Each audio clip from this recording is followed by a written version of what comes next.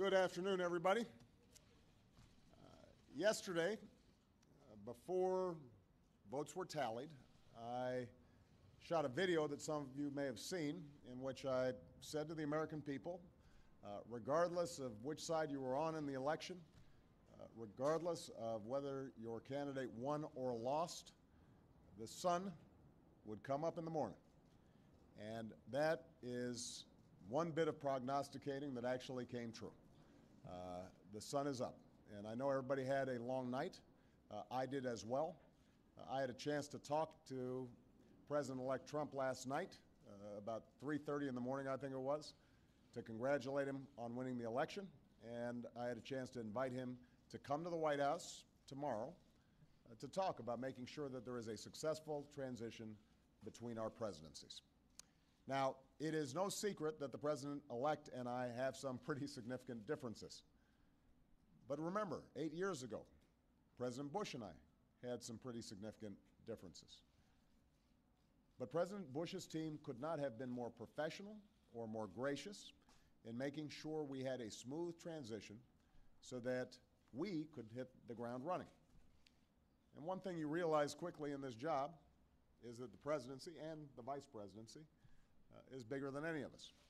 So I have instructed my team to follow the example that President Bush's team set 8 years ago and work as hard as we can to make sure that this is a successful transition for the President-elect.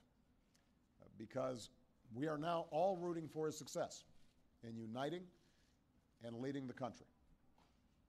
The peaceful transition of power is one of the hallmarks of our democracy. And over the next few months, we are going to show that to the world. I also had a chance last night to speak with Secretary Clinton, and I just had a chance to hear her remarks. I could not be prouder of her. She has lived an extraordinary life of public service. She was a great First Lady. She was an outstanding senator for the state of New York, and she could not have been a better Secretary of State. I'm proud of her. A lot of Americans look up to her. Her candidacy and nomination was historic and sends a message to our daughters all across the country that they can achieve at the highest levels of politics. And I'm absolutely confident that she and President Clinton will continue to do great work for people here in the United States and all around the world. Now, everybody is sad when their side loses an election. But the day after, we have to remember that we're actually all on one team. This is an intramural scrimmage. We're not Democrats first. We're not Republicans first. We are Americans first. We're patriots first. We all want what's best for this country. That's what I heard in Mr. Trump's remarks last night. That's what I heard when I spoke to him directly, and I was heartened by that.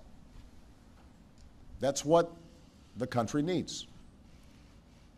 A sense of unity, a sense of inclusion, a respect for our institutions, our way of life, rule of law, and a respect for each other. I hope that he maintains that spirit throughout this transition, and I certainly hope that's how his presidency has a chance to begin. I also told my team today to keep their heads up, because the remarkable work that they have done day in, day out, often without a lot of fanfare, often with a lot of attention, work in agencies, work in obscure areas of policy that make government run better and make it more responsive and make it more efficient and make it more service-friendly so that it's actually helping more people. That remarkable work has left the next president with a stronger, better country than the one that existed 8 years ago. So win or lose in this election, that was always our mission. That was our mission from day one. And everyone on my team should be extraordinarily proud of everything that they have done. And so should all the Americans that I've had a chance to meet all across this country, who do the hard work of building on that progress every single day. Teachers in schools, doctors in an ER clinic, small businesses putting their all into starting something up, making sure they're treating their employees well. All the important work that's done by moms and dads and families and congregations in every state. The work of perfecting this union. So this was a long and hard-fought campaign. A lot of our fellow Americans are exultant today. A lot of Americans are less so. But that's the nature of campaigns. That's the nature of democracy. It is hard and sometimes contentious and noisy. It's not always inspiring.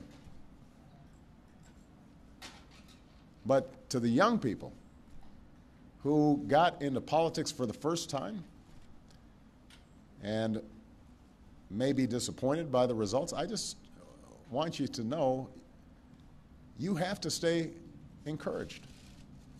Don't get cynical.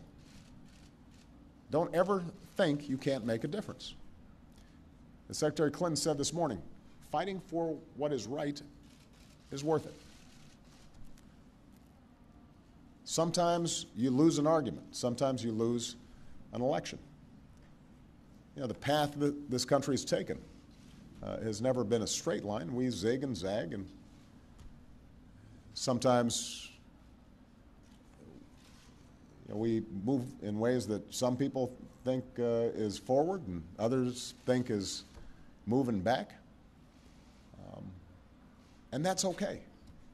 I've lost elections before. Joe hasn't, but, you know. So I've been sort of sharing. Remember, you beat me badly. That's the way politics works sometimes. We try really hard to persuade people that we're right. And then people vote. And then if we lose, we learn from our mistakes, we do some reflection, we lick our wounds, we brush ourselves off, we get back in the arena. We go at it. We try even harder the next time. The point, though, is that we all go forward with a presumption of good faith in our fellow citizens. Because that presumption of good faith is essential to a vibrant and functioning democracy.